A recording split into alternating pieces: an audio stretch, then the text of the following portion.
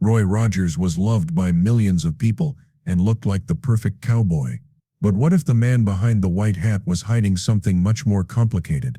In this video we'll reveal Roy Rogers' real life, including his abandoned home, his net worth at the time of his death, and the untold story of his wife and the deep sorrow they went through together. From fame and fortune to sorrow and secrets, what really happened behind closed doors, and how did Roy Rogers' hidden struggles shape the legacy he left behind?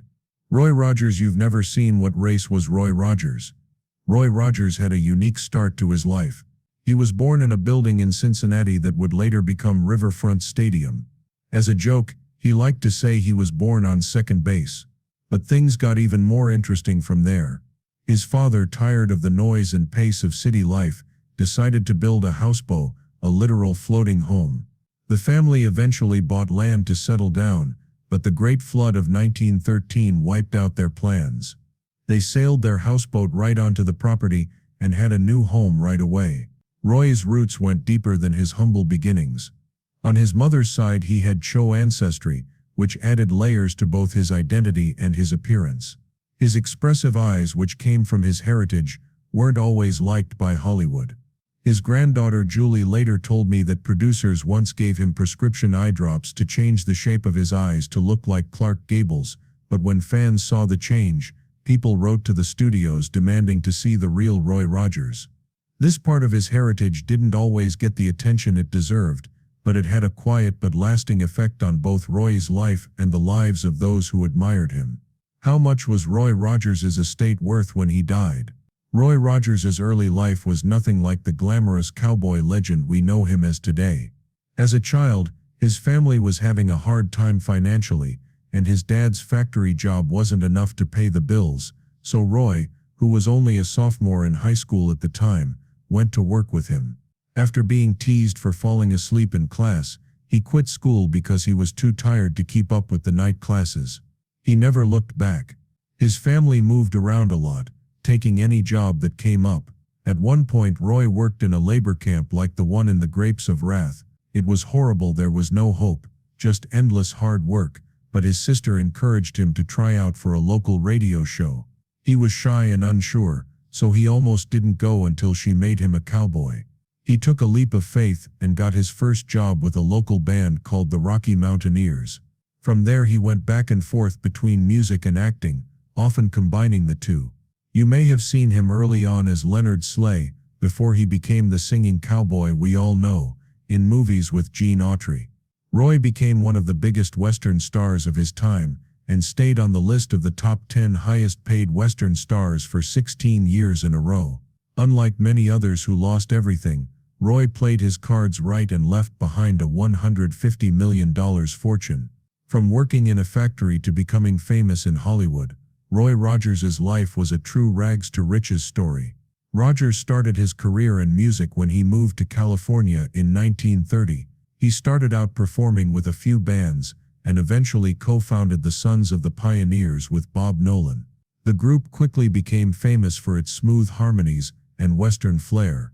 In 1938, Rogers signed a contract with Republic Pictures and officially changed his name to Roy Rogers. Rogers started what would become a legendary Hollywood career. He quickly became known as the King of the Cowboys, and appeared in more than 100 movies and countless radio and TV shows. In all of them, he was the good guy who stood up for justice and helped the underdog, and he did it all with a smile and a song.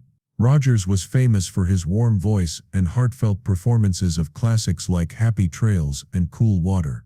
He was also an animal lover who was often seen without his famous horse Trigger. Fans loved him and his dog Bullet, who made the pair or trio even more popular. Roy Rogers was married when he met Dale Evans. Before they became one of Hollywood's most beloved power couples, they were just two people trying to figure out how to live after a breakup. Dale Evans was a rising star in the Western scene and had already been through a lot. She married for the first time when she was 14 and had a son a year later, while her first husband left her to raise him alone. She got divorced and married 2 more times before meeting Roy. Roy's love life had its ups and downs. His first marriage to a fan only lasted 3 years. Then he met Grace. She called into a radio show and promised to bake him a pie if he sang the Swiss yodel. They became friends and eventually got married. They had a daughter named Cheryl and Grace's daughter Linda in 1946. They also had a son named Roy Jr., but Roy was heartbroken again when Grace died of Roy met Dale in 1944, not long after Linda was born, but their relationship didn't really take off until they were both single. When it did, there was undeniable chemistry between them. They got married on New Year's Eve 1947, starting the year and their new life together with a kiss. Soon they were known as the King of Cowboys and Queen of the West, but there were still problems along the way. Their daughter Cheryl remembers them all too well. Roger's popularity and charm came from his quick wit. His daughter Cheryl Rogers Barnett joked that his one-liners may have saved his marriage. "Those one-liners saved his life with my mom when she was tired of him," she said. "You can take the kid out of the man, but you ain't got much left." Classic Roy. Off-screen, Roy was also a collector, maybe even a bit of a pack rat, but his stash would be a treat for any fan of old Americana. Roy thought it was a treasure trove of old movie posters, cowboy costumes, signed photos, sports memorabilia, and props from his decades-long career. His wife Dale, on the other hand, thought it was just clutter, and her mother would get angry and call Beckon's storage van to take it away. Cheryl remembered that Dale Evans was the more assertive of the two. She was the outgoing one who would look you in the eye and say something. Cheryl also said that Dale wasn't for nonsense, but had a sharp sense of humor and loved a good debate. Despite their differences, Roy and Dale, whether they were in Don't Fence Me In, Rainbow Over Texas, or The Roy Rogers Show, Dale and Rogers had undeniable chemistry.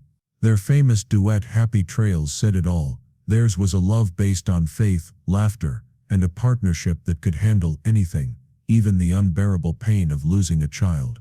All of Rogers' children were adopted, so Rogers and Evans weren't just a famous Hollywood couple, they were the heart of one of the first and most admired blended families in history.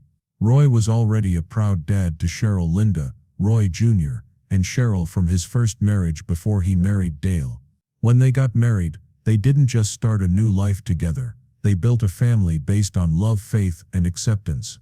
Cheryl stayed close through it all, and was always treated as Dale's own. When Roy and Dale had their daughter Robin Elizabeth, it should have been the happiest moment of their lives, but it was cut short when doctors delivered the baby girl. Robin was born with a heart defect and Down syndrome. The couple was told not to get too attached to her and to visit her as little as possible because she would never know them, but Roy and Dale didn't listen for a second. Cheryl remembered how her parents ignored that advice without hesitation, saying that God had a reason to give them Robin. They brought her home against all medical expectations. During the short time Robin was with them, Roy and Dale gave her nothing but love, cuddles, songs, and affection. Robin died just before her second birthday, from complications related to her MS.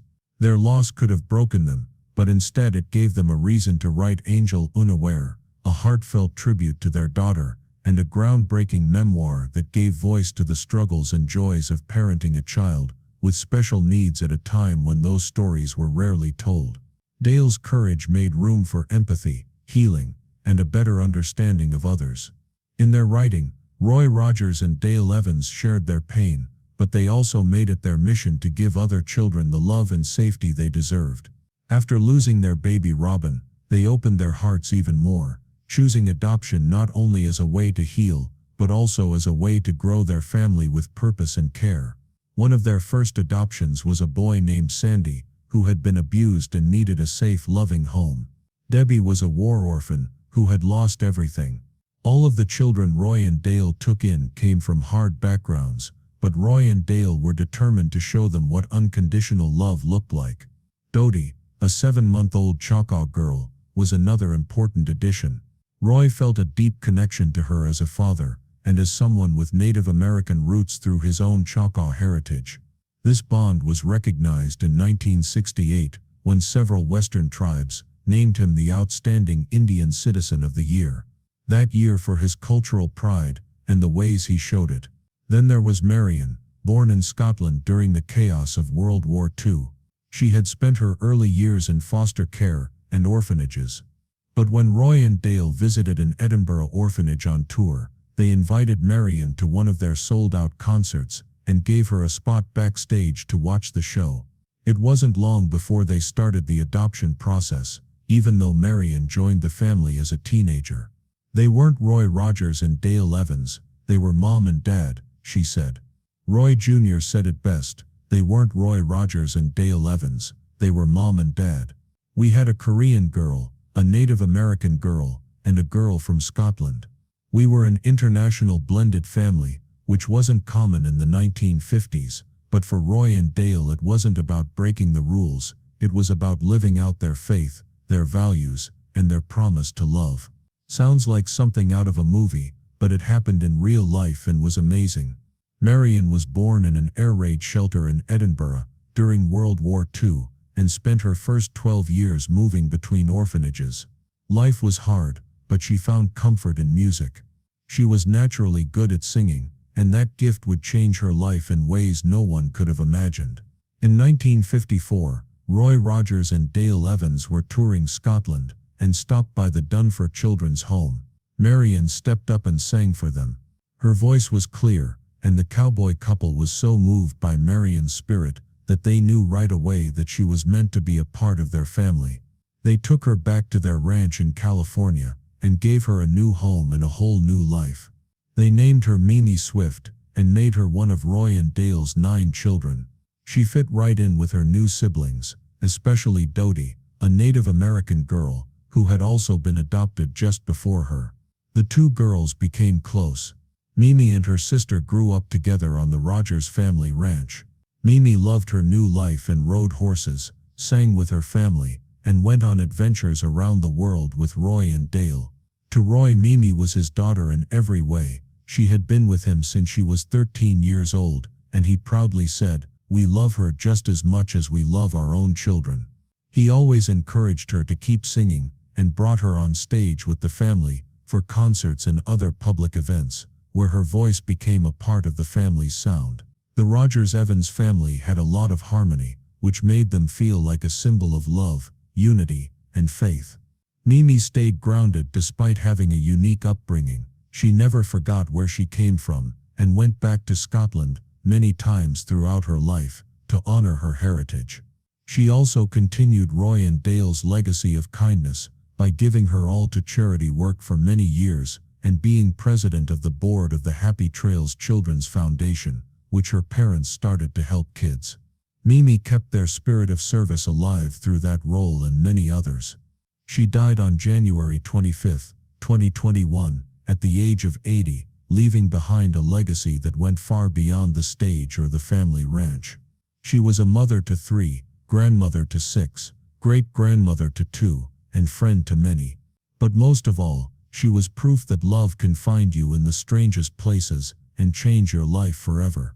Her story and the love she shared with Roy and Dale continue to inspire generations. Roy Rogers believed that family was the most important thing in life, and he lived by that belief. Mimi Swift knew this deeply from the moment she joined the Rogers family, and she made sure Roy knew how much his love and kindness meant to her. She was always thankful for the life he and Dale Evans gave her, one full of warmth, stability, and a real sense of belonging, and she never took it for granted. Mimi did her best to show them love, respect, and appreciation. In everything she did, she became closer to her siblings and became a devoted sister who fully embraced the big blended family they had made together. As we've already talked about, music was another strong link between her and Roy. Mimi had a beautiful singing voice that caught Roy's attention when she performed for him at an orphanage in Scotland. He was so impressed by her talent that he encouraged her to keep singing after she joined the family. Over the years they often sang together at concerts, sharing not only songs but also memories. Roy even taught her how to play the guitar and harmonize with him. The father-daughter bond through music was one of the sweetest parts of their relationship and lasted until Roy's death. But it wasn't just music that brought them together.